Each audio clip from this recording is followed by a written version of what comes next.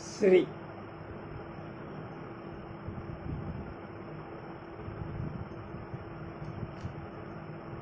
అక్కిరాజు రమాపతిరావు మంజుశ్రీ గారి సంకలనం ఆయన కూర్చిన ప్రసిద్ధ రచయిత ప్రశస్త వ్యాస సంపుటి సాహితీ వైజయంతి. మొదటి భాగం.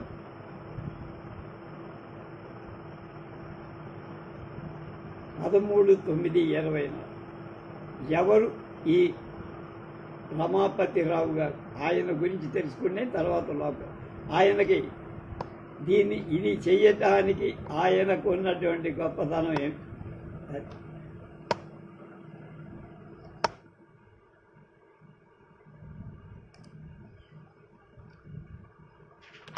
ఈయన అక్కిరాజు రమాపతిరావు.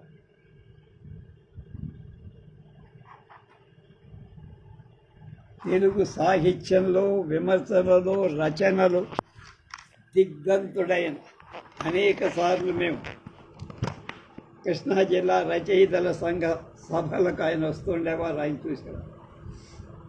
మంజుశ్రీగా ప్రసిద్ధులైన తెలుగులో ఒక ప్రసిద్ధ రచయిత. మొదట్లో సృజనాత్మక రచనలు కొన్ని చేసి క్రమేపీ సరిశోధన రచనలు, జీవిత చరిత్రలు, సంపాదక వ్యాసాలు, సాహితీ విమర్శ మొదలైన ప్రక్రియలలో దాదాపు 60 పుస్తకాలు రాశారు. 1934 మే 4న గుంటూరు జిల్లా మాచవరం మండలంలో వేమవరంలో పుట్టారు. ఆయన తల్లిదండ్రులు రామయ్య, అన్నపూర్ణమ్మ గారు. ఆయన ఉస్మానియా విశ్వవిద్యాలయం నుండి తెలుగులో ఎంఏ చేశారు. వీరేశలింగం పంతులు జీవిత సాహిత్యంపై పిహెచ్డి చేశారు. డిప్లొమా ఇన్ లింగ్విస్టిక్స్ చేశారు, భాషాశాస్త్రం. తెలుగు అకాడమీలో పరిశోధన అధికారిగా పనిచేశారు. ఆయన వ్యావహారిక భాషా వికాసం చరిత్ర అనే పరిశోధనా గ్రంథానికి 1971లో ఆంధ్రప్రదేశ్ సాహిత్య అకాడమీ బహుమానం వచ్చింది. పాల్కొరికి సోమనాథుడి పండితారాధ్య చరిత్రలోని దీక్ష పురాతన ప్రకరణాలు ఆ సంవత్సరంలో వచనలోకి అనువదించారు. నవ్య సాహితీ లహరి యువ భారతిలో దాన్ని ప్రచురించారు. కంచి మీదుగాన అరుణాచల యాత్ర అనేది రాశారు. అక్కిరాజు రమాపతిరావు ప్రతిభామూర్తులు అద్భుతమైనటువంటి పుస్తకం రాశారు. అది ఆయన గురించి ప్రత్యేకంగా చెప్పాల్సింది. ఇప్పుడు అసలు దానిలోకి వెళ్దాం. కనుక ప్రసిద్ధ రచయితల ప్రశస్త వ్యాస సంపుటి సాహితీ వైజయంతి. దీన్ని అప్పా జోషిల, విష్ణు భట్ల ఇద్దరు జాయింట్ పబ్లికేషన్స్లో దీన్ని ప్రచురించారు.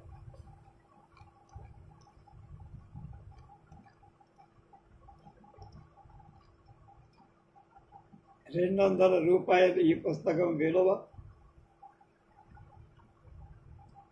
2003 సుమారుగా 21 ఏళ్ల క్రితం.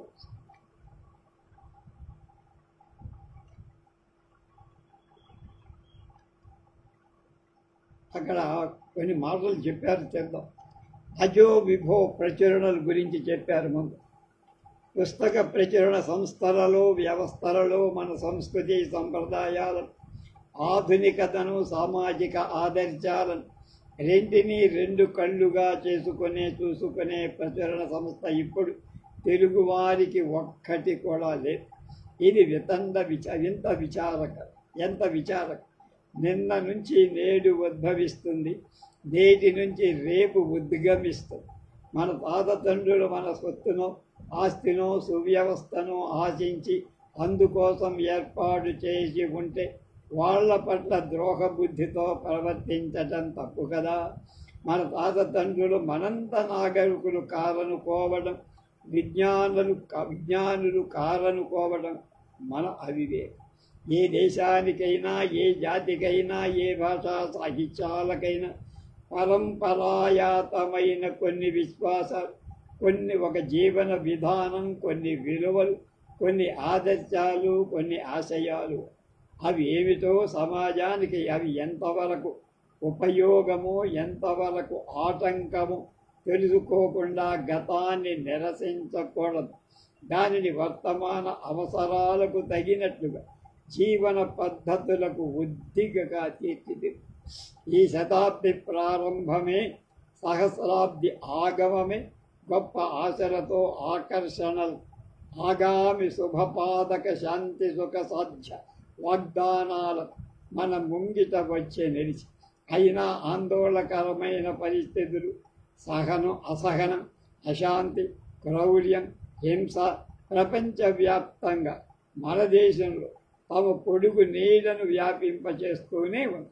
కాబట్టి మన యువతరం తమ పొడుగు నీడను కాబట్టి మన విద్యారంగం, మన పౌర జీవనం, మన కుటుంబ జీవనం, మన ఉత్సాహ ఉల్లాసాలు ఏ విధంగా ఆదర్శీకరించుకోవాలో మనం గాఢంగా సమాలోచనలు చేయాల్సిన సమయం ఇది. స్వాతంత్రం తరువాత దేశ సర్వతోముఖ ప్రగతిని ఆశించాం. కానీ స్వాతంత్ర స్వర్ణ జయంతి 50 ఏళ్ళు జరుపుకున్న తర్వాత కూడా ఆశలన్నీ అడియాసలైపోయి ఎన్నో పెను సవాళ్లు ఎదుర్కోవాల్సి వస్తుంది. రాజకీయ వివిధ పక్షాల మధ్య కీర్తులాటలు, సిద్ధాంత సంఘర్షణలు, పేదరికం, ప్రజలందరికీ విద్య ఉద్యోగ అవకాశాలు, అసమానత, భీతావహమైన అవినీతి, మంచి మాట కరువు, మంచి నీతి కరువు దేశాన్ని బాధపెడు.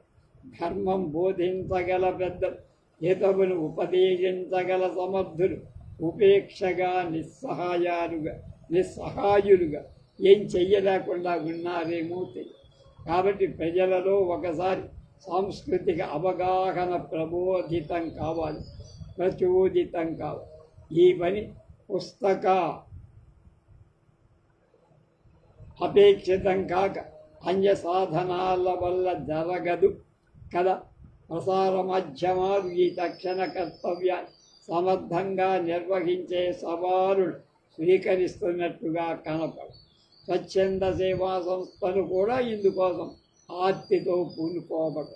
అందువల్ల నిన్నటి మంచి ఏమిటో, రేపటి ప్రాప్యం ఏమిటో తెలిపే పుస్తకాలు తేవాలని అజోబిభో అభిలాష. పుస్తక పఠనాభిలాషులలో ఉత్తమాభిరుచులను ప్రోధి చెయ్యాలని ఆకాంక్ష. దేశంలో ఎంత సంపద ఉన్న, కట్టుదిట్టమైన వ్యవస్థ ఉన్న, మానవ వనరులపైనే ఆ దేశపు పటిష్టత ఆధారపడి ఉంది. ఆ చైతన్య శక్తితోనే 1000 ఏళ్ల నాటి అస్వాతంత్రాన్ని ధిక్కరించి వదిలించుకొని ఆ స్వాతంత్రాన్ని మరే దేశపు దాష్టీకాన్ని కానీ, బెల్లింపులకు కానీ, బెదరింపులకు కానీ, పన్ను గడలు ఎరకాకుండా, లోను కాకుండా బలంగా రక్షించుకోగలగ. ఎందుకు ముఖ్యంగా యువతరంలో భావోద్విగ్న ఐకమత్యం కావాలి. సమాజంలోని అవాంఛనీయ శక్తులతో ఘర్షిస్తూనే సువాంఛనీయ సంప్రదాయాలు బలంగా పెంపొందించుకోవాలి. అందుకు పుస్తకాలే గొప్ప సాధనం. మంచి పుస్తకాలు ఎంతో అవసరం. ఇటువంటి మంచి పుస్తకాలు ప్రచురించడమే అజోబిభోధ్యేయం. భాషలో అభివ్యక్తిని, భావంలో సమాజానురక్తిని, ప్రవర్తనలో దేశహితాన్ని పెంపొందింపచేసే పుస్తక పఠనం నేడు ఎంతో అవసరం. ఈ దృశ్యాన్ని సమాజాన్ని పట్టి పీడిస్తున్న రుజలను చూపి వాటిని అధిగమించే భావజాలాన్ని బోధించే నాటికలను ప్రదర్శిస్తూ ఈనాటి పుస్తక రూపంలో కూడా తేవటానికి పూనుకొన్నది అజోబిభో. చేయాల్సింది కొండంతా చేసింది, చేస్తున్నది ఇందుపగింద. అయితే కలుష జలాన్ని శుభ్రం చేస్తోంది ఇందుపగింజ. మా ప్రచురణలకు తెలుగు పాఠకులను ఇతోధిక ఆదరణ లభించగలదని మా విశ్వాసం, మా ఆశ అన్నారు అజోబిభో. ఈ వ్యాస తారావ తెలుగు తెలుగు సాహిత్య పరిణతి ప్రౌఢి గభీర అగాధత ప్రగాఢత తెలుగు సాహిత్యం ఆధునిక ప్రక్రియ అయిన ఈ సాహితీ విభాగానికి వ్యాసం అన్న పేరు పెట్టడం తెలియజేస్తారు. భారతీయ భాషలలో ఏ భాషలోనూ ఈ ప్రక్రియకు ఈ పేరు లేదు. ఈ పేరు ఎవరికి ఎప్పుడు స్ఫురించిందో, ఎప్పుడు వ్యాప్తిలోకి తెచ్చారో, ఈ ప్రక్రియ సర్వ విజ్ఞానాన్ని సమర్థంగా బోధించగలదన్న ఊహ ఎవరు చేశారో ఎవరికి ఇప్పటిదాకా చెప్పలేదు. అయితే 150 సంవత్సరాల నుంచి ఈ ప్రక్రియ, వ్యాస ప్రక్రియ, ఈ పేరు బాగుంటుందన్న ఆలోచన అప్పట్లో విరళంగానైనా వినియోగం కండ. ఇప్పుడు ఇంకా ఈ ప్రక్రియకు పర్యాయ పదం లేదు. స్థిరోభవ వరదో భవలాగా నిలిచిపో. 150 ఏళ్ల నాటి బ్రౌన్ నిఘంటు, 108 ఏళ్ల నాటి బహుజన పల్లివారి శబ్దరత్నాకరం వ్యాసమనే పదాన్ని ప్రసక్తించేసి ఈ పదం స్వరూప స్వభావ పరిధిని నిర్ణయించారు. ఈ నిఘంటు నిర్వచనాలను బట్టి ఏం తెలుసుకోవచ్చంటే, విస్తరించి చెప్పాల్సిన ఒక విషయాన్ని సంగ్రహ సాకల్యంగా, పర్యాప్తంగా, ఉపసంహార సమన్వితతో రూపొందించే రచన అని అర్థం చేసుకో. తెలియని విషయాన్ని తెలిసేట్టు చెప్పడం, తెలిసిన విషయాన్ని అయినా అందచందాలతో సూటిగా, స్పష్టంగా, సూత్రబద్ధంగా విన్యసింపచేయటం ఈ ప్రక్రియ లక్ష్యం. ఈ రచన ప్రక్రియ రూపురేఖల విషయ వైఖరి విన్యాసం శాస్త్రీయ కళాత్మకత మేలుకల అంటే వ్యుత్పత్తి, ప్రతిఫల సమాహ, విషయ పరిజ్ఞానం, సృజనాత్మక ప్రతిఫల సమ్యక్ సమ్మేళనం. ఈ ప్రక్రియ శాస్త్రము, కళ కూడా. తక్కిన ప్రక్రియలు ఈ రెండితో ఏదో ఒకటి ఆకర్షణీయంగా ఉంటే నెగ్గుకొస్తాయి. కానీ వ్యాసం ఉత్తమోత్తమ శ్రేణి రచనగా నిలవాలంటే శాస్త్ర నిబద్ధత, కళా విదగ్ధత రెండూ కూడా ఉండి రాణించాలి. అసలు వ్యాసం అనే పేరే పరమ ఉదార భారతీయ విజ్ఞాన సర్వస్వానికి ప్రతీకగా ఉంది. పరమ పూజ్యంగా, తత్వచింతన పరంగా భావిస్తుంది. సుందరంగా, సురుచిరంగా, వాగర్ధ రమణీయంగా సమస్త భారతీయ వాంగమయం, సంస్కృతి, సృజన, ప్రతిభ, జీవన ఆదర్శాలు ప్రతిష్ఠించిన నాడు వ్యాస భగవాన్ వాసించిన వాడు వ్యాస భగవాన్. ఆయనతో వానే వేదాలు పుట్టాయి, లేదా వేదాలతో ఆయన పుట్టాడు. వేదాలను విషయ విభాగ నిర్ణయం చేసి విశదపరిచాడు కాబట్టే వేద వ్యాసుడు అయ్యాడు. వ్యాసించడం అంటే విడమరిచి చెప్పడం, చూపడం. భూమి ఆకాశాల మధ్య క్షరాక్షరాత్మకమైన విజ్ఞానమన్ సారస్వతమన్ వ్యాసోపదిష్టమే వ్యాసుడు చెప్పింది. విష్ణు సన్నిభుండు విశ్వజనీనమై పరగుతుండె చేసే భారతము అని నన్నయ్య భట్టారకుడు చెప్పినట్లే విశ్వవిజ్ఞానం లోకానుగ్రహీతం కాబడ వ్యాసుల వల్లనే లభించింది, జరిగింది. 18 పురాణాలు, 18 ఉప పురాణాలు వ్యాస భగవానుడే లోకానికి ఇచ్చినట్లు భారతీయ నమ్మకం. మనుగులు, మన్వంతరాలు, కల్పాలు, సృష్టి చక్ర చలనం, చాలనం గురించిన ఎరుక లోకానికి వ్యాస భగవానుడు అనుగ్రహించిందే. భారతీయ విజ్ఞానానికి సూర్యుడు వ్యాసుడు, కవితా సంపత్తికి వేద్యుడు వాల్మీకి. ఆయన సారస్వత విహాయసంలో పున్నమిచ్చను. ఇంత రమణీయ ప్రతిపాదార్థకం ఉంది, కమనీయ అవగాహన ఉంది. వ్యాసం అని ఈ ప్రక్రియకు నామకరణం చేయటంలో ఎవరు చేస్తే ఏం? జిడుగు రామ్మూర్తి పంతులు గారు ఒక సందర్భంగా ఇలా అన్నారు: మానవ జీవన వికాసంలో జ్ఞానం, విజ్ఞాన గవేషణలు, లిపి సాధనాన్ని కనుగొన్నది ఎవరైతో తెలియదు, కానీ ఆ మహానుభావుడు ఎంత పూజ్యుడు. తెలుగులో వ్యాసం పుట్టుక ఈ విధంగా జరిగి ఉంటుందని ఊహించారు. సాహిత్య భాషగా తెలుగు రూపుదిద్దుకున్న 900 ఏళ్ల తరువాత ఈ ప్రక్రియ అసలు పూర్తి వచన కావ్య రచనే తెలుగులో అది కావ్యావిర్భావం తర్వాత 500-600 ఏళ్లకు కానీ ఒక వ్యవస్థా రూపం పొందదు. పద్యానికి శ్రీకారం చుట్టినట్లే విశదరమ్యమైన వచన రచన కూడా ఆద్యుడు నన్నయ్యే. ఆ తర్వాత వారిలా పద్యం రాయగలవారు కనపడనట్లే వచనం నిర్వహించగలవాళ్ళు కూడా లేకపోయారు. ఆంధ్ర మహాభారతం చెంపు రచనగా రూపొందింది కాబట్టి తెలుగు గద్య పద్య హృదయ రచన నన్నయ్య గారి అవిచ్ఛిన్నంగా నన్నయ్య గారి వరబడి 800 ఏళ్ల నుంచి సాగి పద్యమైతేనేం గద్యమైతేనేం నన్నపార్యునిల రాయగలిగిన వాళ్ళు అప్పుడు ఇప్పుడు ఎప్పుడూ లేదు. 19వ శతాబ్ది 3 శతాబ్దాలు గడిచేసరికి తెలుగువారికి కూడా ముద్రణ యంత్రాలు అచ్చు పుస్తకాలు పరిచయమై వాళ్ళు కూడా అచ్చులో తమ పుస్తకాలు చూసుకోవచ్చని మురిసిపోయి ఇవి ఎక్కడ లేని హడావిడి ప్రారంభమైనక్కడి నుంచి మొదట్లో చన్నపట్నం వెళ్ళి తమ పుస్తకాలకు అక్కడ అచ్చు వేయించుకునేవారు. తర్వాత కొద్ది కాలానికే రాజమండ్రి, కాకినాడ, విశాఖ, బందర్ చోట్ల మొదలైన చోట్ల ముద్రణాలయాలు, ప్రింటింగ్ ప్రెస్సులు వచ్చాయి. తాటాకు పుస్తకాలు సేకరించే తాపత్రయం బయలుదేరింది. పుస్తకాలను అచ్చుకెక్కించాలని ఆరాటం. అందువల్ల ప్రసిద్ధ కవి పండితులు ప్రతి వాళ్ళు తమ సొంత పత్రిక ఒకటి పెట్టుకొని తమ దగ్గరున్న తాటాకు గ్రంథాలు ప్రకటించుకోసారు. ఇంతకు వరబడి పెట్టింది వీరేశలింగం గారే పంతులుగా. అప్పట్లో ఛత్రపురం నుంచి చిత్తూరు దాకా, బందర్ నుంచి బళ్ళారి దాకా ప్రతి ఊరి నుంచి ఒక పత్రిక వచ్చే. తాటాకు గ్రంథాల నుంచి పత్రికలలో కావ్యాలు సంచికలుగా అచ్చేస్తూ వచ్చా. సరే, వాటిని పుస్తక రూపంగా తేవాలని, చూసుకోవాలని, మురిపెంగా నలుగురికి చూపుకోవాలని ఉబలాటం ఉండదా? అందుకని మోజు ఉండదా?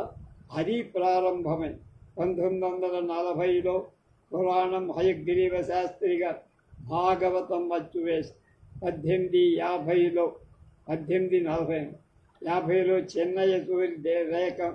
చెన్నయ్యసూరి రేకం రామానుజాచారి, కఠారిపాటి రంగయ్య మొదలైన వారు భారతాన్ని అచ్చువేశారు. అందుకోసం ప్రతి పండితుడు కాస్త ఉపపన్నుడైన ప్రతి కవి ఒక ముద్రాలయం నెలకొల్పుకొని ఇప్పుడు పుట్టింది వ్యాసం ఎట్లా, అప్పుడు పుట్టింది వ్యాసం ఎట్లా, తాటాకు గ్రంథాల నుంచి మెరిసే అక్షరాల అచ్చుకూర్పు పుస్తకాలు వెలువడ చేస్తున్న ఆ గ్రంథం గొప్పతనం ఏమిటి? ఆ కవి ఎంత మహానుభావుడు, ఎంత మహితాత్ముడు, ఆయన ఈ గ్రంథం ఎందుకు రాశాడు, అసలు ఆయన ఏ కాలం వాడు, ఈ కావ్యంలో కథేమిటి, ఆ మహనీయుడు దాన్ని ఎంత గొప్పగా రాశాడు, నిర్వహించాడు, ఎవరికైనా తన కావ్యాన్ని అంకితమిచ్చాడా, ఆ రాజు ఎటువంటి వాడు, ఏ కాలం వాడు అని ఇటువంటివన్నీ తమ తోటి పండితులకు, కవులకు తెలపాలనే ఉత్సుకతో, ఉల్లాసంతో, ఉపజ్ఞతతో ఈ విషయాలన్నీ పరిష్కర్తల, గ్రంథ ప్రకాశకులు రాయాల్సిన అగత్యం ఏర్పడి ఈ విషయాలు పద్యాలలో రాయకూడదు కదా, రాస్తే బాగుండదు కదా, అందువల్ల వచనం వద్దికగా రాయాల్సి వచ్చి ఈ విధంగా ఉపోద్ఘాతం, పీఠిక, గ్రంథ ప్రసిద్ధి, కవి కాలాదులు అంటూ శీర్షికలు రూపుదిద్దుకున్నారు. వ్యాసరచన ఆవిర్భావం ఈ విధంగా రూపుదిద్దుకో. ఆ రోజుల్లో ఇవన్నీ పండితులకు, కవులకే కదా, వాళ్ళ మధ్యనే కదా స్పర్ధయా వర్ధతే విద్య. అప్పట్లో సాధారణ పాఠకులు తక్కువ కదా. ఈ విధంగా మొట్టమొదట రోజుల్లో వెలువడ్డ పుస్తకాల గురించి తమ పత్రికలలో పరస్పర విమర్శలు, ప్రశంసలు, సమీక్షలు, ఖండన మండలాలు వెలువరచుకోవటం సహజం. ఈ విధంగా వ్యాసం ప్రాచుర్యం పొంది క్రమక్రమంగా కొన్ని ప్రమాణాలు, ఇదమిద్దమైన రూపురేఖలు ఈ ప్రక్రియకు అవసరమయ్యాయి. ఏం రాయాలన్నా, ఏం చెప్పాలన్నా లోకవార్తలు, విజ్ఞాన విషయాలు, సమాజ ప్రబోధ, కవి పండిత మాత్సర్య గ్రస పరస్పర కలహాలు వ్యాసమే నిర్వహించాల్సివని తొలితరం తెలుగు పత్రికల వల్ల ఈ విషయం స్పష్టం. పత్రికలు బయలుదేరిన తర్వాత ఇంచుమించు అర్ధశతాబ్ది వరకు 57, 199 సాహిత్య పత్రికలు. కాబట్టి వ్యాసాలన్నీ సాహిత్య విషయంగానే ఉండవు. తెలుగులో మొట్టమొదటి వ్యాస సంకలనం లేక సంపుటి 140 ఏళ్ల కిందటకు. దీని పేరు హితసూచని. దీన్ని రచించిన వారు సామినేని ముద్దు నరసింహులు నాయుడు. అప్పట్లో న్యాయ పరిపాలన శాఖలో ఆయన ఉద్యోగం. ఈ వ్యాస సంపుటి పేరును బట్టి ఇది సామాజిక ప్రబోధ విషయమని తెలుస్తూనే సామినేని ముద్దు నరసింహల నాయుడు గారు గొప్పవారే, అందుకు సందేహం లేదు. కానీ ఆయన్ను ప్రశంసించడంలో ముందు వెనకలు చూసుకోకుండా ఆయన వీరేశలింగంగాని పూర్తి ప్రదాత అని, తెలుగు సాహిత్యంలో హేతువాద యుగం నరసింహుల నాయుడు గారితోనే ప్రారంభమైందని భజన చేయటం ప్రారంభించడం ప్రారంభం. చాలా భాగం తన రచన ఒక తమిళ గ్రంథం ఆధారమని ఆయన చెప్పుకున్న ముద్దువారి వీరాభిమానం ఈ విషయం ఎవరికి తెలియబోయిందిలే అని వ్యవహరించారు. ఏమైనా తెలుగులో వచ్చిన వ్యాస సంపుటలలో ఇదే మొదటి.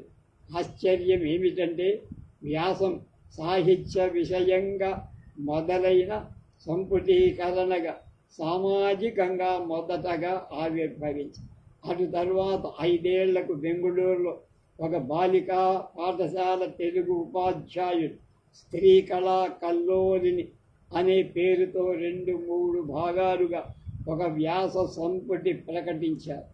పేరును బట్టి మహిళా ప్రబోధ విషయకమని ఈ వ్యాసాలను స్పష్టపడుతూనే ఉన్నారు. ఈ వ్యాస రచయిత పేరు జీయర్ సూరి. దీన్ని బట్టి ఒక ఆశ్చర్యకరమైన విషయం ఏమంటే చెన్నపట్నంలో మెడ్రాసులో చెన్నయ్య సూరి, బెంగుళూరులో జీయర్ సూరి తెలుగువారి వచన రచనా విశారదత్వానికి దారి చూపారన్నమాట. అప్పట్లో చెన్నపట్నంలో, మెడ్రాసులో, బెంగుళూరులో కూడా తెలుగుతనానికి మన్నన సాగుతూనే కొనసాగుతూ ఉండేకుండా ఈ తన వ్యాసాలను వ్యాసాలుగా పేర్కొన్న గ్రంథం అన్నాడుటాయి. ఎంతవరకు వచ్చింది గ్రంథం? గ్రంథం విప్పకు ఏమిటా ఉద్గ్రంథం, మహాగ్రంథ సాంపుడివే అనేటువంటి నుడికారాలకు అనుగుణంగా ఏదైనా ఒక విషయ నిర్ణయాత్మకంగా వైషజ్య స్ఫూర్తితో ప్రతిపాదించడాన్ని జీయర్ గారు గ్రంథంగా సంభాషించి ఉండొచ్చు. అన్నట్టు తొలి దశలలో ఈ ప్రక్రియకు వ్యాసం అనే పేరు అంత ప్రచురం కాల. కానీ నిఘంటువులలో వ్యాసం అనే ప్రసక్తి. మరి ప్రసిద్ధ రచయితలు ఈ ప్రక్రియను మొదట్లో ఏమని వ్యవహరించేవాడు అంటే సామినేని ముద్దు నరసింహల నాయుడు గారు తన రచనను ప్రమేయం అన్నారు. ప్రమేయం అంటే ఏమిటి?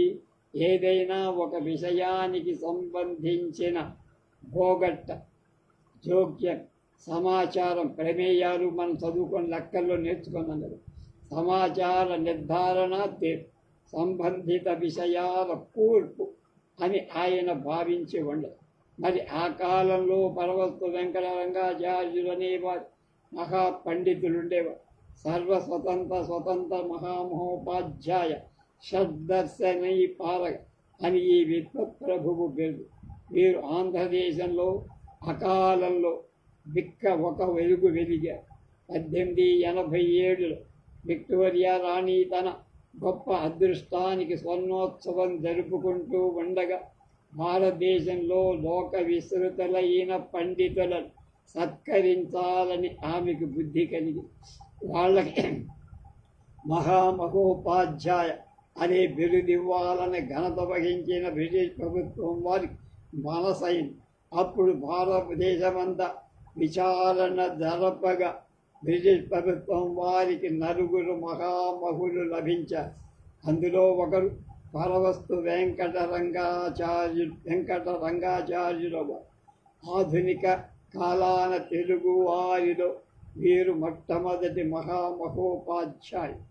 ఏ రాజైన సంస్థానాధిపతి అయిన పరమ సంపన్నుడైన వీరిని సత్కరించాలని కోరితే సమ్మాన స్థలి దాకా పల్లకీలో వెళ్ళటం ఈ మహానుభావుడి పాండిత్య అభిజాత్యం.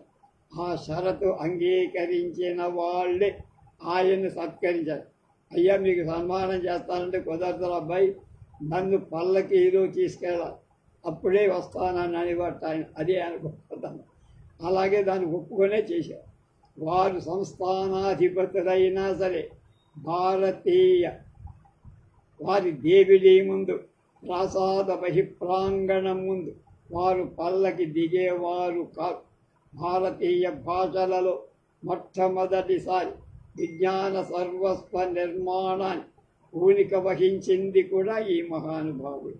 ఈ మహామహోపాధ్యాయుడు చక్కని తెలుగు వచనాల చేసేవాడు. ఉదార విశాల సామాజిక సంస్కరణాభిముఖ్య భావాలు వెల్లడించేవాడు.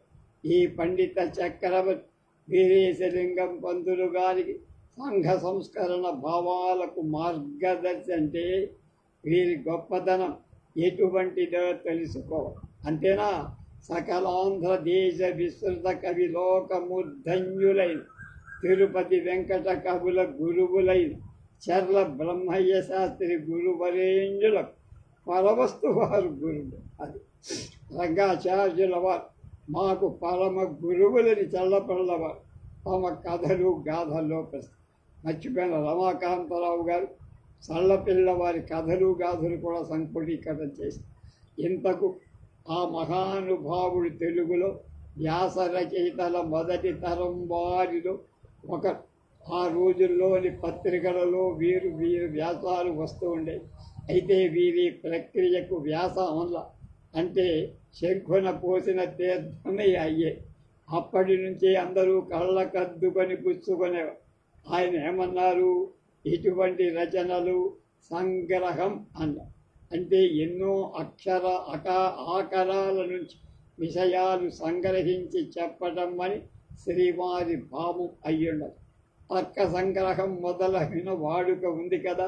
వీరు ఎంతటి మహాప్రతిభా సంపన్నులు అంటే మహావక్త. అంటే ఏదైనా ఒక విషయాన్ని ఉపన్యసించి తిరుగు లేకుండా తమ మతాన్నో స్థాపించి చమత్కారం కోసం వావదూకతా ప్రతిభ కోసం తద్విరుద్ధంగా మళ్ళీ ఎవరు ప్రశ్నించడం కూడా లేకుండా ప్రతిపక్షం సిద్ధపరచేవారట. అదంతా విద్యా విలువ. అటువంటిది వారికే చెల్లింది. ఇంచుమించు 100 ఏళ్లకు తక్కువగా జీవించిన ఆ తర్వాత శతాబ్దం తనను భరించలేదేమో అని వారు వెళ్ళిపోయారు. ఆ తరువాత ఆధునిక తెలుగు వ్యాస రచనకు వ్యాసుడు కందుకూరి పంతులు ఎవరి జన్మ చేత ఆంధ్రదేశం భారతీయ స్మృతికర్తల వరుసలో మరొకరిని చేర్చిందో, ఎవరి దివ్య స్మరణం చేత తెలుగువారి హృదయాలు ఉద్రేక ఉద్వేగ ఉత్సాహ ఉత్తేజ ఉల్లాసాలు పొందుతాయో, చైతన్య జీప్తివంతమవుతాయో, ఏ మహనీయుడైన ఏ వీరేశలింగం తెలుగువారికి రామ్మోహన్ రాయ్, ఈశ్వరచంద్ర విద్యాసాగర్, మహదేవ గోవింద రానడేల మూర్తి త్రయాత్మకుడు ఆ వీరేశలింగం పరశతంగా వ్యాసాలు తమ పత్రికలో ప్రకటించారు. అయితే ఆయన కూడా మొదట్లో వీటిని వ్యాసాలు అనల, ఉపన్యాసాలను. ఏమంటే రాజిందాల్లో ఉపన్యసించేవాడు కనుక ఉపన్యసించేదంతా పత్రికలో వచ్చేది కదా. కానీ తర్వాత ఈ ప్రక్రియ రచన వ్యాసమని ఆయన కూడా భావించారు. వారిది ప్రబోధక శైలి. అప్పుడప్పుడు వడగళ్ల వానల దడదడలాడచ్చు. ఆయన రచనలన్నిట విషయ వైషద్యం, విజ్ఞాన వైవిధ్యం కలవు. ఆయన చిట్ట చివరి రచన కూడా వ్యాసం. 1919 సంవత్సరం ఆంధ్రపత్రిక ఉగాది సంచికలో వీరేశలింగం పంతులు పోతన మహాకవి జన్మస్థల విచారం గురించి తన సంవాద రచన ప్రకటించారు. ఆ తర్వాత నెల తిరగకుండానే పై లోకాలకు వెళ్ళిపోయారు. 20వ శతాబ్ది అధిగమించినప్పటి నుంచి తెలుగువారి జీవన రంగాలన్నిటిలో బహుముఖ వికాసం ప్రవేశం. ముందు కృష్ణాభద్రిక, తర్వాత దేశాభిమాని, ఆంధ్రకేసరి, బహుశగా తిలక్ మహాశయుడి కేసరి స్ఫూర్తి పత్రికలు బయలుదేరాయి. ఇప్పటికి 100 ఏళ్ల కిందటే శ్రీపాద కృష్ణమూర్తి శాస్త్రి గారంతటి వేద పండితు కవి కులాలంకారకు దినపత్రిక ప్రారంభించారు గౌతమి. ఇక ఆంధ్రపత్రిక వచ్చిన తరువాత తెలుగువారి దేశభక్తి, సామాజిక అవగాహన, సాంస్కృతిక సాహిత్య విద్యా వైజ్ఞానిక లలిత కళాశక్తి వ్యవస్థిత స్వరూపం పొందాయి. ఆంధ్ర దినపత్రిక ప్రారంభమైన 2 ఏళ్లలో విజ్ఞాన సర్వస్వాలుగా ఉగాది సంచికలు వచ్చి ఆపై 15 ఏళ్లకు భారతి బయలుదేరి. అలాగే ఎన్నో పత్రికలు 19వ శతాబ్ది పూర్వార్ధంలో సారస్వత సేవ చేశారు. అప్పట్లో వెలువడిన ఏ ప్రసిద్ధ పత్రిక చూసినా అందులో వ్యాసాలే ఎక్కువ.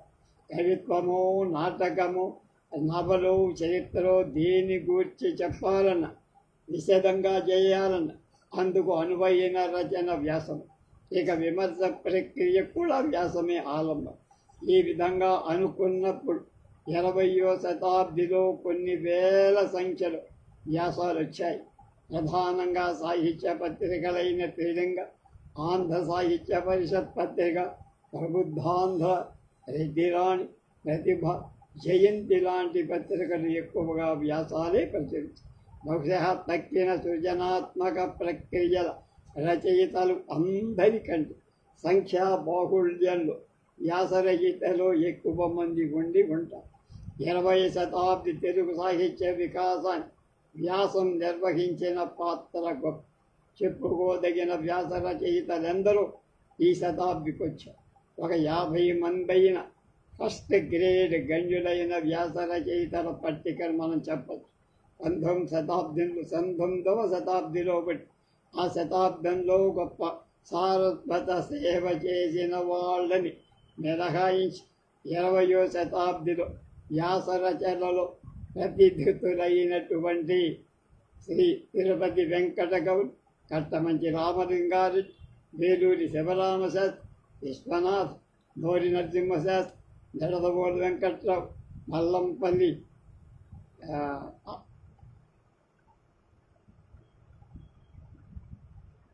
సోమశేఖర ధర్మ, బండారు తమ్మయ్య, వేటూరి ప్రభాకర శాస్త్రి, బాబురాజు వెంకటకృష్ణారావు వంటి మహనీయులు తెలుగు వ్యాస రచనకొక పరిణతి, ప్రామాణిక స్థాయి సమకూర్చిన వారు కొమర్రాజు వెంకట లక్ష్మణ్, గిడుగు రామ్మూర్తి పంతులు. సాహిత్య కృషి అంతా వ్యాసరు. అత్యంతాధునికలలో వ్యాస రచనకు పేరు పొందినవారు మా గురువు మధునా పంతుల సత్యనారాయణ శాస్త్రి. తెలుగువారికి తెలివిడి కూర్చిన అత్యంత ప్రతిభావంతులైన వ్యాస రచయితలు ఎందరో. అవి సంపుటాలుగా వస్తే ఈ తరం వారికి రాబోయే తరాల ఎంతో విజ్ఞానదాయకాలవుతాయి. 100-150 ఏళ్ల క్రితం తెలుగు వ్యాసం ఉద్భవ వికాస పరిణామ ప్రాతినిధ్యంగా 100 చక్కటి వ్యాసాలైన ప్రచురించాలని అజోవిభో ఫౌండేషన్ అభిలాష ఆశ తమకు. అయితే అందుకు చాలా పరిశ్రమ, పరిశోధన అవసరం. అలాంటి సంపుటాలే వస్తే గిస్తే అంతకంటే కావాల్సిందేముంది అంటున్నారు మంజుశ్రీ. మానవల్లి రామకృష్ణ కవి నుంచి మధునా పంతుల సత్యనారాయణ శాస్త్రి వరకు 20 శతాబ్దాలలో వచ్చిన అత్యుత్తమ వ్యాసాలు శతాధిక సంఖ్యలో సంపుటీకరించాలనేటువంటి ఈ ఫౌండేషన్ సంకల్పం. అయితే ఇప్పుడు ప్రచురిస్తున్న ఈ వ్యాస సంకలంలో ఆ సరస్వతి పూజలో అవసర నైవేద్యంలా ఉంది.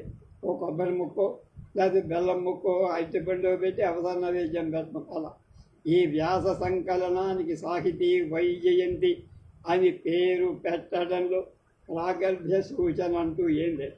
ఈ వ్యాసాలు చదివినవ ఏ పేరు అన్ని విధాలా అన్వర్థమని ఉల్లసిల్లుతారు. తెలుగులో వ్యాస రచన ప్రతిభకిది ఒక దివ్య ప్రతాప్. వ్యాస విష్ణు వక్షస్థల దివ్య శోభితాలంక 100 పాళ్ళు. ఇది వైజయంతి. ఇందులో 27 వ్యాసాలు. అందువల్ల చమత్కారంగా ఉపోద్ఘాతాన్ని వ్యాస తారావళి అనే పేరు పెట్టాం.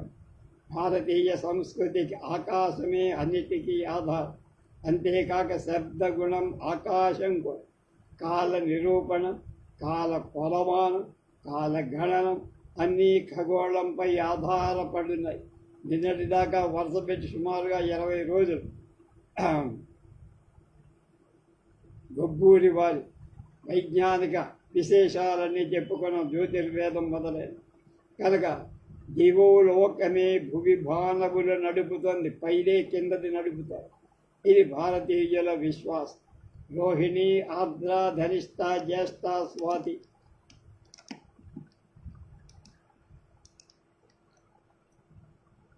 విశాఖ వంటి నక్షత్రాలు మనం ఇప్పుడు జీవించి ఉండే సౌరమండల అధిదేవత అయిన సూర్యుడి కన్నా ఊహించలేనంత లక్షల మైళ్ళ దూరంలో ఉన్నాయని, వాటి కాంతి భూమి మీద ప్రసరించడానికి కొన్ని వేల నక్షత్ర లైట్ ఇయర్స్ పడుతుందని, అటువంటి మహానక్షత్రాల ముందు మనం ఎదిగిన సూర్యుడు మన పిల్లలాడుకునేటువంటి చిన్న మట్టి గోళీ కూడా సరిపోలడని 20వ శతాబ్ది భారతీయ జ్యోతిర్విద్య ఆయన చెప్తారు. విద్యావేత్తలలో అగ్రగణ్యుల శ్రీ గుబ్బూరి వెంకటానంద రాఘవరావు తమ శుక్ల శుద్ధి నక్షత్రాలు జ్యోతిర్వేదం వంటి గ్రంథాలలో బహు రోచకంగా చెప్పి చిత్రపట సంశోభితంగా కూడా వివరి తెలుగువారు చెప్పుకొని తమ గొప్ప భాగధేయంగా ఎంచుకోవాల్సిన మహామేధావులలో అమేయ ప్రతిభాశాలురలు వేలూరి శివరామ శాస్త్రి గారు, కోట వెంకటాచలం గారు, గుబ్బూరి వెంకటానంద రాఘవరావు వీరు మొదటగా చెప్పుకోవలసిన వారని విశ్వనాథ గారి అనేవారు. ఈ తారాతోరణలో తారతమ్య స్థాయికమైన మహానక్షత్రం మనకు దగ్గరైన మిలమిల మెరిసే దివ్యకాంతి పరిశోభితాలైన నక్షత్రాల వంటి వ్యాసాలు చూడవచ్చు. సౌరశక్తితో చాంద్రగమనంతో మన జీవితమంతా ముడిపడి ఉంది. అలాగే చంద్రుడు మనఃకారకు. రరాజచంద్రో భగవాన్ శశాంక అన్నాడు వాల్మీకి శ్రీమద్ రామాయణంలో వర్ణితమైన వెన్నెలలే వెన్నెల. లోకస్య పాపాని వినాశయతం యంతం మహోదరిం వాపి సమేధయంతం అని చంద్రుణ్ణి వర్ణించాడా మహాకవి వాల్మీకి. ఎప్పుడు ఆంజనేయుడు లంకలోకి ప్రవేశించినప్పుడు చంద్రుడు 27 నక్షత్రాలతో కూడి ఉండడం ఖగోళ దివ్య వైభవం. మన నెలల పేర్లన్నీ వెన్నెల రేడు నుంచే వచ్చాయి. ఓషధులకు చంద్రుడే విభుడు ప్రభు. రామచంద్రుడు తెలుగువారందరికీ ఇష్టదైవం అన్నారు త్యాగరాజస్వామి. రాముని ఇష్టదైవం చేశారు. అందువల్ల ఆయన తారావిహార శోభితంగా ఇందులో సంకితమైన 27 వ్యాసాలు పాఠకులలో ఆహ్లాదాన్ని సంధించగలవని అజోవిభో ప్రచురణల వారి ఆకాంక్ష ఆశ. అవి పరమాద్భుత వ్యాసాలు. 1 శతాబ్ది తెలుగు వ్యాస పూర్ణిమ చంద్రుడి రోజు చదివి చూడండి, మీకే తెలుస్తుంది అని విన్నవిస్తూ దైవానుగ్రహం వల్ల ఇటువంటి వ్యాస సంపుడు మరిన్ని అజోవిభో ప్రచురింపగలదని హామీ ఇస్తూ ఉత్తమ సాహిత్యాభిరుచి గల తెలుగు పాఠకులకు దీన్ని సమర్పిస్తున్న అక్కిరాజు రమాపతి కోసమే అజోవిభో సంస్థాపకులైన అప్పాజోషుల సత్యనారాయణ గారి వాల్మీకి ఎంత ఇష్టడో వ్యాస భగవానుడు అంతకంటే ప్రాణప్రదు. బహుశా ఈయన అప్పాజ్యోతుల వారు తెనాలిలోనూ గుంటూరులోనూ ఎక్కడ ఉన్నారు ఇప్పటికి కూడా. అన్ని సాహిత్య ప్రక్రియలో సత్యనారాయణ వ్యాస రచనకే ఎక్కువ అభిమానిస్తారు. వ్యాస ప్రియుడాయ కాబట్టి వారి మనోరథం మనందరికీ ఆలరించగలదు అంటున్నారు.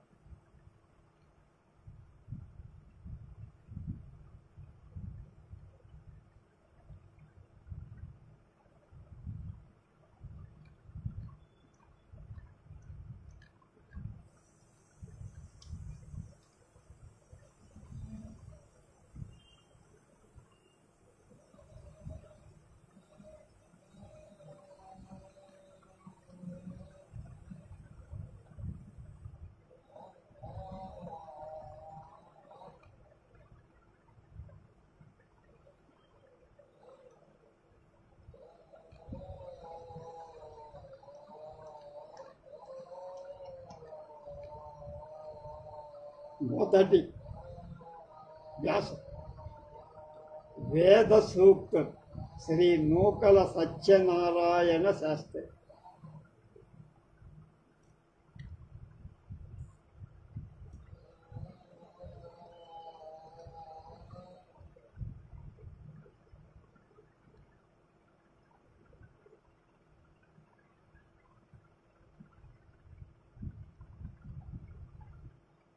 యస్య విశ్వసితం వేదాః యో వేదేభ్యో అఖిలం జగత్ ధర్మమే తమహం వందే విద్యాతీర్థమహేశ్వర. ఏ పరమేశ్వరుడి నిశ్వాసం విడిచిన వాయువులే వేదాలు. ఎవడు వేదాల నుండే సమస్త జగత్తును నిర్మించాడు. అలాంటి పరమేశ్వరుడికి నమస్కారం అనేది అది.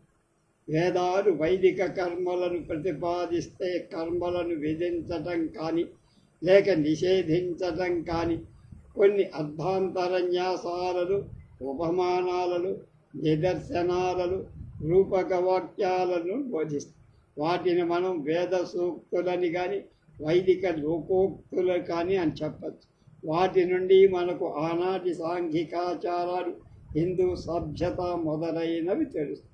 ఆయా సందర్భాల్లో సృష్టి విషయం, జ్యోతిష విషయం, వైద్య విషయం, కృషి శాస్త్రం, జంతు శాస్త్రం, వేదాంత విషయం, సామాన్య శాస్త్రం, సైన్స్, రాజకీయ వ్యవస్థ, మనోరంజికాలైన కథలు, నేడు మనం చూస్తున్న రన్నింగ్ రేస్, ఓటింగ్ సిస్టమ్, బ్యాడ్జీ, ఇత్తడి బిళ్ళల గుర్తు, బ్యాంకింగ్ పద్ధతి మొదలైనవెన్నో విషయాలు వేదాల్లో ఉన్నాయి. వాటిని మనం తెలుసుకుంటే వేదాల మహిమ మనకు తెలుస్తుంది. ప్రస్తుతం మన మానవులను గురించి వేదమాత ఏం చెబుతోందో శ్రవణానందంగా వినండి. మానవ ప్రశ్న: మానవులకు ఆ పేరు ఎలా సార్థకమైంది? సమాధానం: మనుషులందరూ మనుసంతతిలోని వాళ్ళు అవటం చేత మానవులకు ఆ పేరు వచ్చింది. తస్మాన్ మానవ్య ప్రజా ఉజ్యంతే. కృష్ణ యజుర్వేద బ్రాహ్మణ 1వ అష్టకం 5వ ప్రశ్న 1వ అనువాకం. మరొక ప్రమాణం: ప్రజాపతి ఆర్యమాది పితృదేవతలను సృజించి తర్వాత దేన్ని సృజించాలి అని మనస్సులో మననం చేయటం చేత కూడా మానవ శబ్దం సార్థకం. మననంతోంచి వచ్చాడు కదా. ప్రమాణం: పితృసృష్ట్యా మంజత తదను మనుష్య అస్వసృజ్యంత తన్మనుష్యాణా మనుష్యత్వం. కృష్ణ యజుర్వేద బ్రాహ్మణం 2వ అధ్యాయం 3వ ప్రకరణం 8వ అనువాకం. 6వ ప్రశ్న: గర్భధారణలో స్త్రీలకు ఏ లక్షణాలుంటాయి? సమాధానం: గర్భవతి అయిన స్త్రీ ముఖం తెల్లబడిపోయి ఉంటుంది. కళ్ళు శ్యామల నలుపు రంగులోకి వస్తాయి. ముఖంలో నలుపు రంగు కనపడుతూ ఉన్న వక్షోజాలలో నలుపు రంగు కనపడుతుంది. ప్రమాణం: శ్రియం పర్వత్నే హరిణి సతీశ్యావా భవతి. కృష్ణ యజుర్వేద బ్రాహ్మణం 2, 3. ప్రశ్న: గర్భం ఎలా వృద్ధి పొందుతుంది? గర్భానికి ప్రత్యేకంగా ఆహారం లేకుండానే తల్లి తిన్నటువంటి ఆహారంతో వృద్ధి పొందుతుంది. అలాంటి సమయంలో తల్లి సాత్వికాహారాన్ని తింటూ క్షార పదార్థాలు అంటే కారాలు విసర్జించాలి. క్షీరపానం చేస్తే, పాలు తాగితే గర్భం క్రమంగా వికాసం చెంది తేజస్వంతమవుతుంది. దీనికి వేదంలో ప్రమాణం. గర్భ అనస్నంతో వర్ధంతే. కృష్ణ యజుర్వేద బ్రాహ్మణం 2లో 1లో 5. పయసా వై గర్భా వర్ధంతే. పయస్ అంటే పాలు. పాలతోనే గర్భం బాగా వృద్ధి చెందుతుంది. కృష్ణ యజుర్వేద సంహితలు 6లో 2, 5. ప్రశ్న: ఋతువునకు గర్భానికి సంబంధం ఉందా? సమాధానం: ఋతువు అంటే వసంతాది ఋతువులు. అలాగే రజస్వల స్త్రీకి ఋతుమతి అనే పేరు కూడా ఉంది. అంటే ముట్టు అవటం అంటాం. ఋతు సంబంధం కలది గనక ఆర్తవం అని స్త్రీ రజస్సుకు పేరు. అలాగే 5 ఋతువుల వరకు గర్భస్థ శిశువు ఋతువు రక్తంలో వృద్ధి పొందటంచే ప్రజలకు ఆర్తవులనే నామం సార్థకంగా వేదంలో చెప్పబడి ప్రమాణం. పంచవా ఋతవ ఆర్తవాః పంచఋతుష్వేవార్తవేషు ప్రతిష్ఠాయ ప్రజాం అవరుంధతే ఆర్తవాః ప్రజా ఉచ్యంతే. కృష్ణ యజుర్వేదం సంహితలు 7లో 2లో 6. ప్రశ్న: గర్భంలోని శిశువు ఎలా ఉంటాడు, ఎలా పుడతాడు? సమాధానం: మాతృగర్భంలో శిశువు జరాయువు అంటే మావి చేత, మాయి అంటే మాయ అంటారు, గొడ్లకైతే మాయ అంటారు, మావి చేత ఆవరింపబడు. జన్మించేటప్పుడు కూడా అది ఆవరించే ఉంటుంది. అందుచేత జరాయువు జన్మించిన జీవుల జరాయువులు.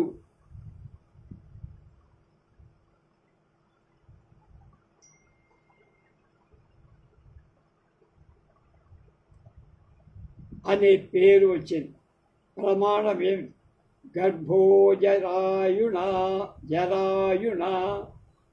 ఆవృత గర్భా ప్రావృతా జాయంతే.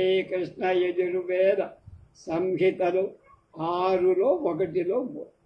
ప్రశ్న: జరాయువుల అస్థి బంధనం ఉందా? ఎముకలతో సంబంధం ఉంది. సమాధానం: జరాయువుల అస్థికలతో ఏమీ సంబంధం లేదు. అస్థికలతో కూడిన శిశువు అస్థికా విహీనమైన జరాయువు చేత ఆవరింపబడి జన్మిస్తుంది. అవస్థికేన ప్రజాః ప్రవీయంతే అంధస్వతేర్జాయంతే.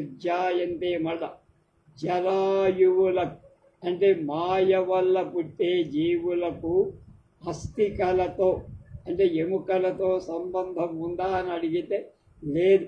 అస్థికలతో కూడిన శిశువు అస్థికా విహీనమైన లేని జరాయువు మాయ చేత ఆవరింపబడి పుడుతుందని చెప్పి. ప్రశ్న: శిశువు ఎంతకాలం వరకు గర్భకోశంలో వృద్ధి పొందుతా? సమాధానం: గర్భంలో నిహితమైన రేతస్సు 1 సంవత్సరానికి గర్భంలో వృద్ధి పొంది తర్వాత పుడతారు. ఈ సంవత్సర మానం చాంద్ర సౌర నక్షత్ర పావన సావన బార్హస్పత్యాలనే 5 మానాలలో ఏదైనా కావచ్చు. చాంద్రమానం కావచ్చు, సౌరమానం కావచ్చు, నక్షత్రమానం కావచ్చు, సావన మానం కావచ్చు. బార్హస్పత్య గురువుడు ఆధారంగా చెప్తారు. సాధారణంగా 10వ మాసంలో పిల్లాడు కానీ కొడతారు. తర్వాత ప్రమాణం ఏమిటి? సంవత్సరమేవ తద్రేతో హితం వర్ధయతే. సంవత్సరమేవ తద్రేతో హితం ప్రజనయతి. దశమే మాసి సూతవే. కృష్ణ యజుర్వేద బ్రాహ్మణులు ఒకటిలో ప్రశ్న అడుగుతున్నాడు. జన్మించేటప్పుడు శిశువుకి చైతన్యం ఉంటుందా అని. సమాధానం: శిశువు ప్రసవం అయిన సమయంలో చైతన్యం ఉంటుంది. ఆ శిశువు ఉచ్ఛ్వాస నిశ్వాసాలు విడుస్తూ పడతాడు. ప్రమాణం ఉందా దీనికి అంటే ఉంది వేదంలో. ప్రాణాన్ ప్రజా అనుజాయంతే కృష్ణ యజుర్వేద సంహితలో 6లో 5లో 8. ప్రశ్న ఇంకొకటి: మానవుడు ఏ ఏ రుణాలతో పుడతాడు? ఋషి రుణం, దేవ రుణం, పితృ రుణం అనే 3 రుణాలతో మానవుడు పుడతాడు. సమాధానం: ప్రమాణం ఏమిటి? త్రిభిర్రుణమాజాయతే కృష్ణ యజుర్వేద సంహిత 6లో 3లో 10. ప్రశ్న అడుగుతున్నారు, ఋషి రుణం అంటే ఏమిటి గురువు గారు? అది ఎలా తీరుస్తారు? పూర్వం మహర్షులు తమ భావి సంతతి కోసం వేదశాస్త్ర పురాణ ధర్మశాస్త్రాదుల తపోదృష్టితో కనుక్కొని గ్రంథ రూపంలో మానవులకు అందచేశారు. మానవ కళ్యాణానికై కష్టించి వ్రాసిన వేదశాస్త్రాలను అభ్యసించటమే బ్రహ్మచర్యం. కనుక అనగా విద్యాభ్యాసం. అలాంటి ఆర్ష గ్రంథాలు అభ్యసించితే ఋషి రుణం నుండి మానవుడు విముక్తి పొందు. ఆ విద్యాధనం మానవులకు ఇహపర సౌఖ్యాలను చేకూరుస్తుంది. ఆ విద్యను చక్కగా అభ్యసించకుండా ఉన్నంత వరకు అభ్యసించినంత వరకు మానవుడు ఎలాంటి అన్న వస్త్రాలకు లోపం లేదు. ఉదాహరణ: ఒక జనకుడు తండ్రి తనకు పరుల నుండి రావాల్సిన ధనాన్ని, తాను ఇతరులకు ఇయ్యాల్సిన రుణాన్ని, కొన్ని ఆరోగ్య విధులు, శత్రు సంహారక ప్రయోగాలు తన గ్రంథంలో రాసి మరణించాడనుకుందాం. ఇతరులు వచ్చి వాళ్ళ రుణాలను వాళ్ళ కుమారుడి నుండి వసూలు చేసుకొని పోయారు. కుమారుడు తాను తండ్రి వ్రాసి ఉంచిన గ్రంథాన్ని చూడడం కూడా చూడాలి. పరుల నుండి తాను ధనాన్ని వసూలు చేసుకోవాలి. కనుక తాను అన్న వస్త్ర విహీనుడై భిక్షాటనం చేసేవాడైపోయాడు. నిజానికి తనకు పరుల నుండి రావాల్సిన ధనం అసంఖ్యాకంగా ఉంది. అది చూసుకోవాలి సన్నాసి కాదు. మనకు ఆ గతి అలాగే ఉంది. మన ఆర్ష గ్రంథాలను చదివితే మనం సుఖపడదు. ప్రమాణం ఏమిటయా అంటే చెప్పారు: బ్రహ్మచర్యేణ నిభా కృష్ణ యజుర్వేద సంహిత 6లో 3లో 10.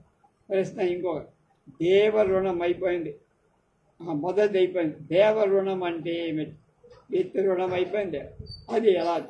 వేదోక్తాలైన కర్మలను ధర్మాలను సాత్విక భావంతో లోక కళ్యాణార్థం ఆచరిస్తే మానవుడు దేవ రుణం నుండి విముక్తి పొందు. తాను స్వయంగా ఆచరింపక ఇతరుల నుండి లాభం చేకూర్చజాలని విద్యల వల్ల ఎలాంటి లాభం లేదు. కనుక లోక కళ్యాణమే వైదిక కర్మ అనుష్ఠానం యొక్క ఫలం. దీనికి ఏమైనా ప్రమాణం ఉంది? యజ్ఞేన దేవేభ్యః కృష్ణ యజుర్వేద సంహితలు 6లో 3లో 10. ప్రశ్న అయిపోయింది, దేవ అయిపోయింది. పితృణం అంటే ఏమిటి? దానిలోంచి ఎలా విముక్తి పొందు?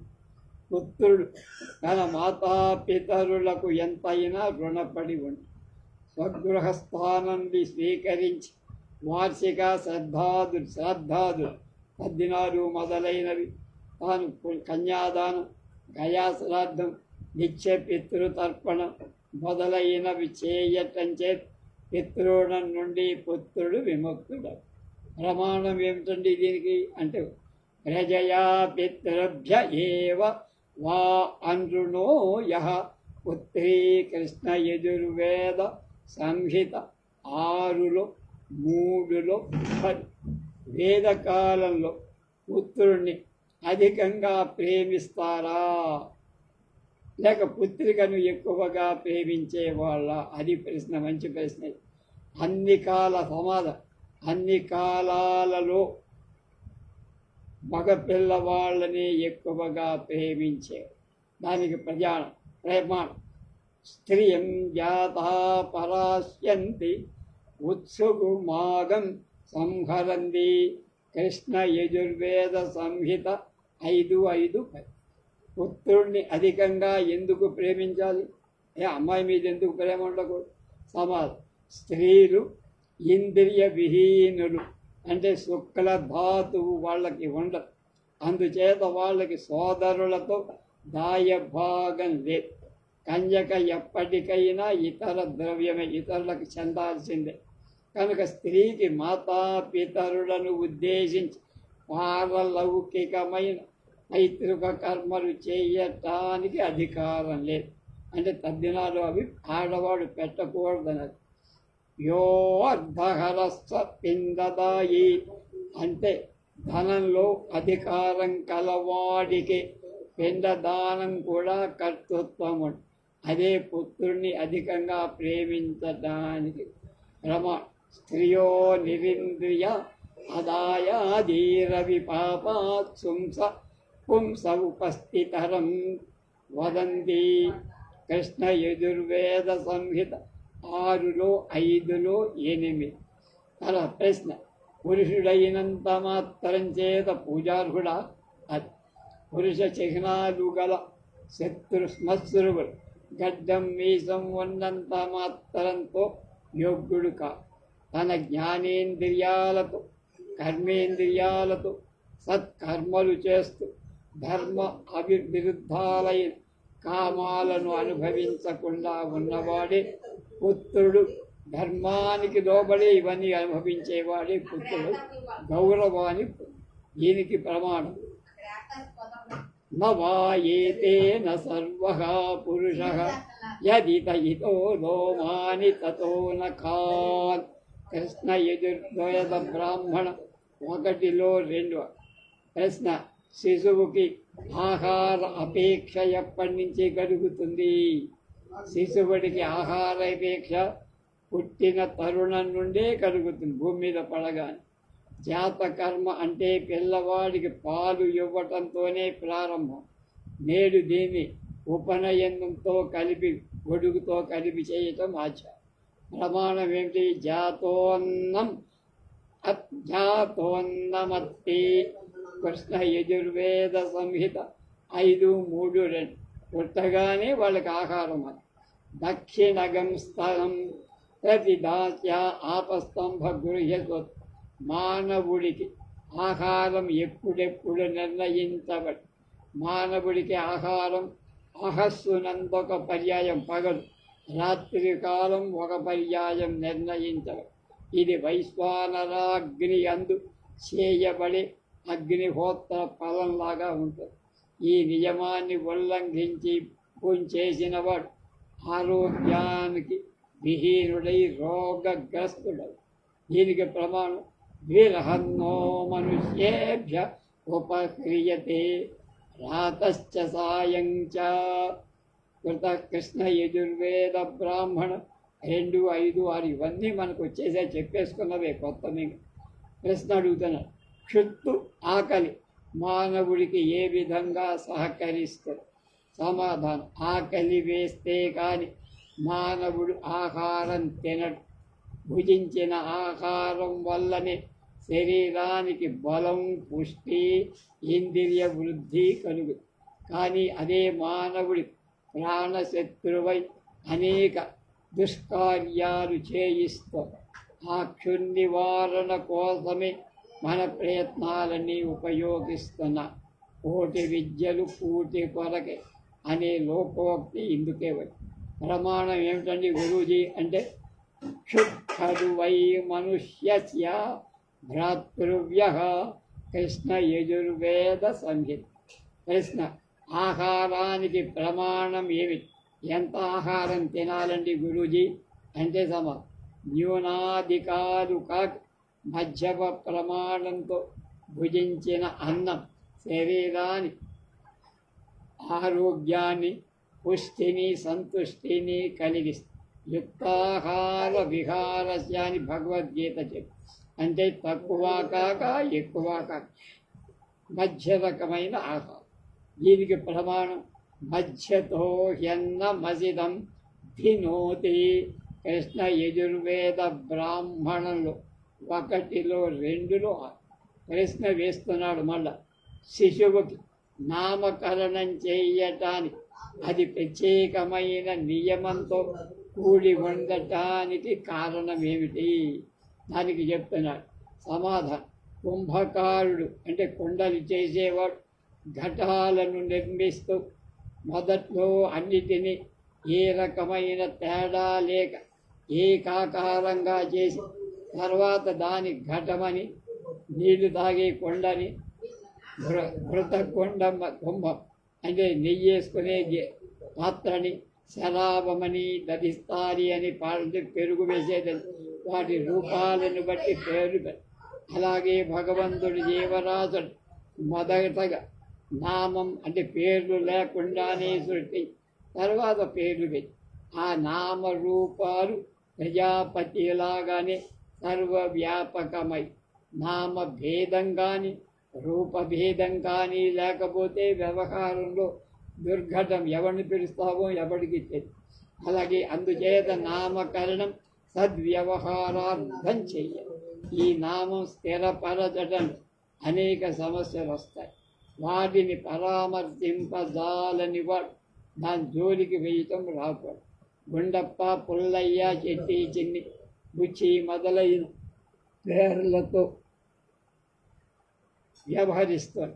పురుషుడికి సమాక్షరాలు 2 అక్షరాలు 4 అక్షరాలు 6 అక్షరాల పేర్లు ఉండాలి. స్త్రీకి 3 అక్షరాలు 5 అక్షరాలు బీసక్షరాలు.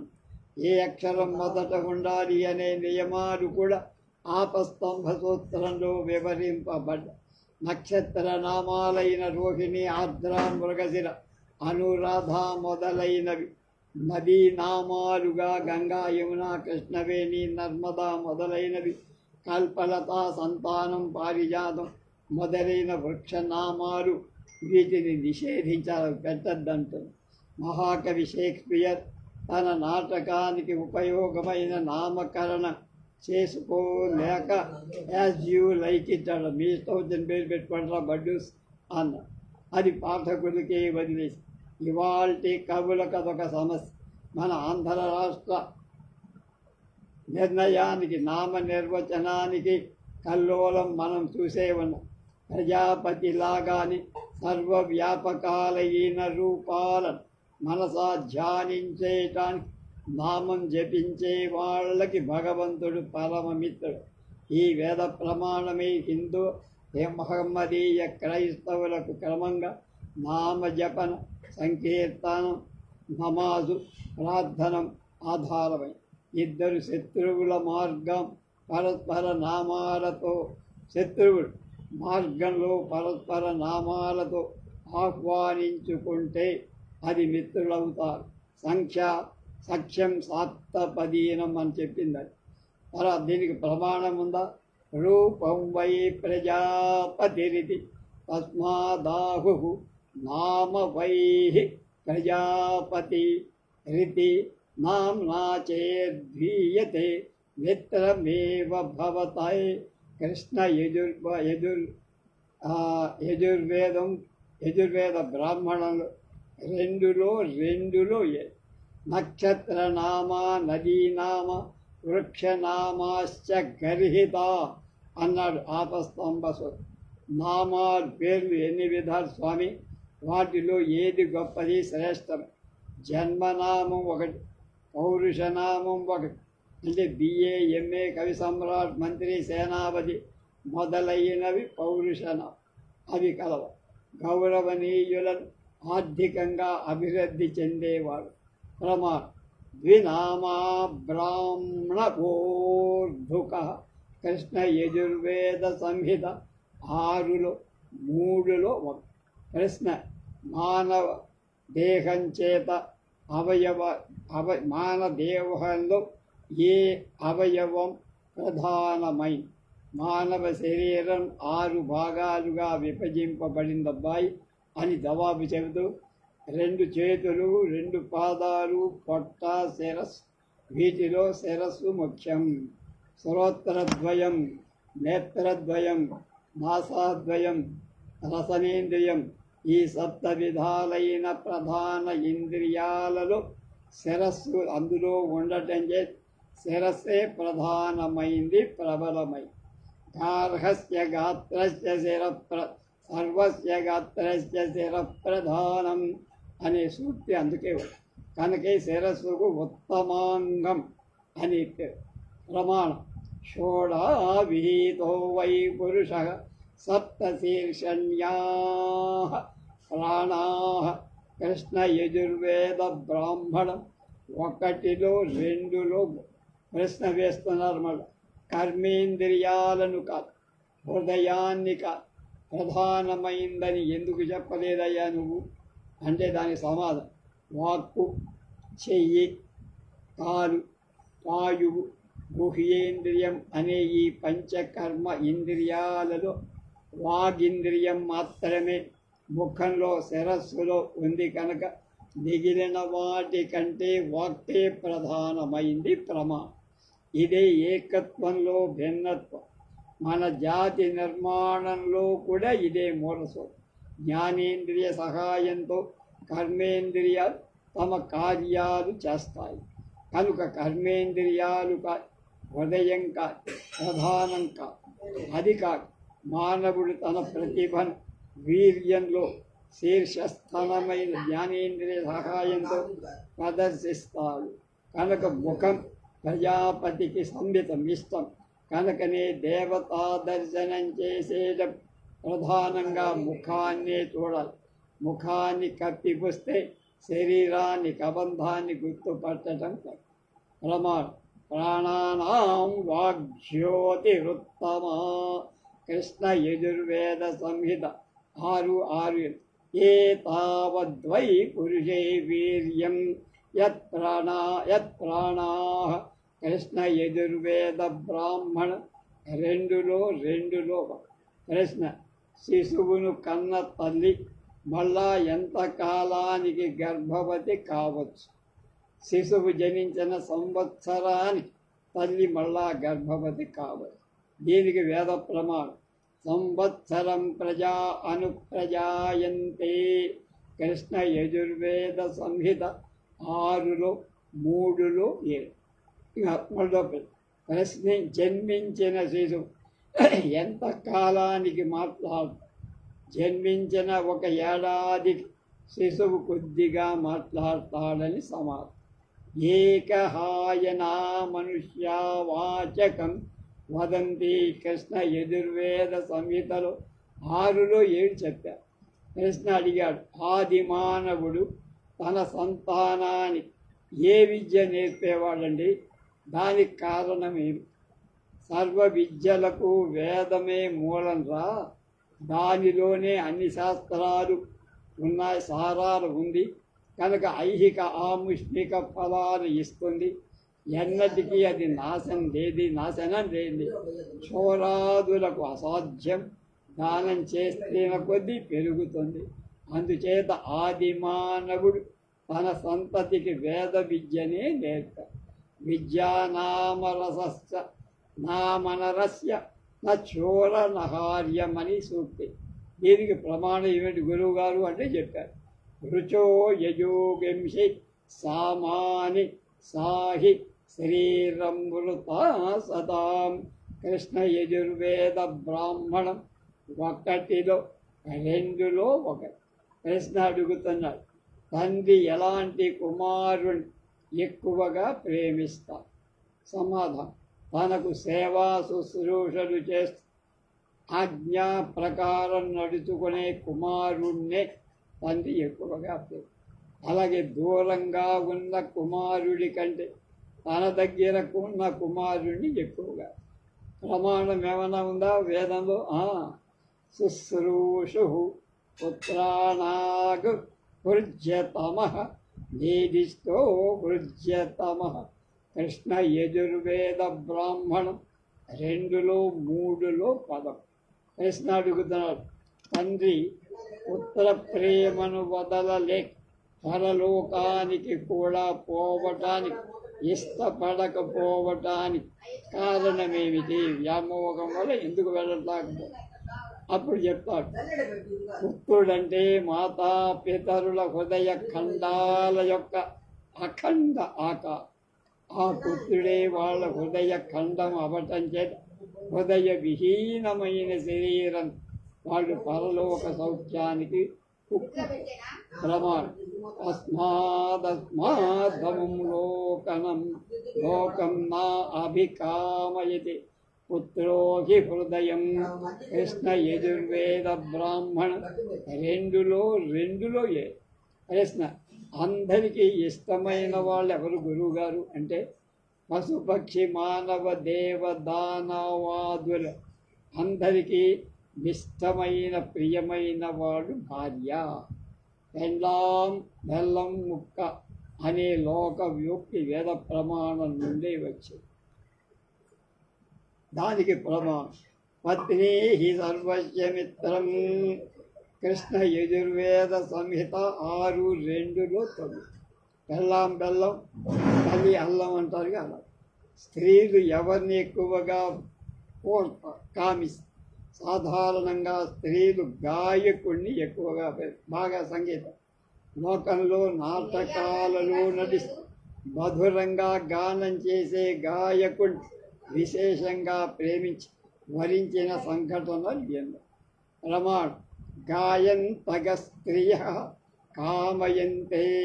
కృష్ణ యజుర్వేద సంహిత 6:1 ప్రశ్న. ఎలాంటి అతిథిని ముందు పూజ చేయాలి? రథారూఢై కానీ శకటారూఢుడుగా కానీ వచ్చిన అతిథిని ముందుగా పూజించి సాధారణులైన అతిథుల తర్వాత పూజించాలి. మనం కూడా అలాగే చేస్తున్నామంట. ప్రమాణం ఏమిటి? అనస్వీచరధీచ అతిథీనాం అపచిత సమౌ. కృష్ణ యజుర్వేద సంహిత 5:2. పర్వతవాసులు పట్టణవాసులు వ్యాపారం ఏ విధంగా చేస్తారు గురు అన్నారు. సమాధానం పర్వత వ్యాపారం చేసేవాడు నెత్తిపై బొట్టలు పెట్టుకొని వ్యాపారం. అలాగే సమ ప్రదేశాల్లో పట్టణంలో పల్లెటూళ్ళలో వ్యాపారం చేసేవాడు బళ్ళ మీద వస్తువులు తీసుకొని వ్యాపారం. కృష్ణ యజుర్వేద సంహిత 6:1-7 ప్రమాణం శిరోవాహ్యం గిరో జీవనం అనోవాహ్యగం సమీ జీవనం. కృష్ణ యజుర్వేద సంహిత 1:6. తర్వాత ఇవి మొదటిది. రేపు రెండవ వ్యాసం కొమర్రాజు వెంకట లక్ష్మణరావు గారు ఆంధ్ర పరిశోధక మండలి 5వ వార్షికోత్సవంలో అధ్యక్షోపన్యాసం చేశారు. ఎలా ఉపన్యాసం చేశారో తెలుసు.